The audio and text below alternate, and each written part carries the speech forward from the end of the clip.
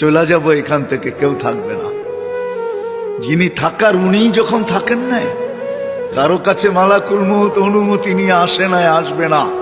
শুধু একজন মুহাম্মদুর রাসূলুল্লাহ সাল্লাল্লাহু আলাইহি ওয়াসাল্লামের কাছে মালাকুল মউত যখন আসছেন, তো আল্লাহ বলছে বন্ধুর কাছে অনুমতি নিয়ে ঢুকবে। অনুমতি দিলে ঢুকবে, নাইলে ফিরে আসবে। বন্ধু আমার, খবরদার অনুমতি ছাড়া যায় গর্জায় ঢুকা যাবে না। আমাদের কারো কাছে অনুমতি নিয়ে আসবে না, ওনার কাছে অনুমতি নিয়ে গেছেন। তারপরও বলছে শোনো, ঢুকার অনুমতি দিলেই কিন্তু হাত রাইখা দিবা না, আবার অনুমতি নিবা, রাখবা কি রাখবা না।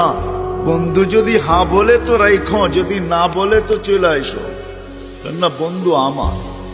কার বন্ধু? হ্যাঁ, কার বন্ধু? হাবিবুল্লাহ।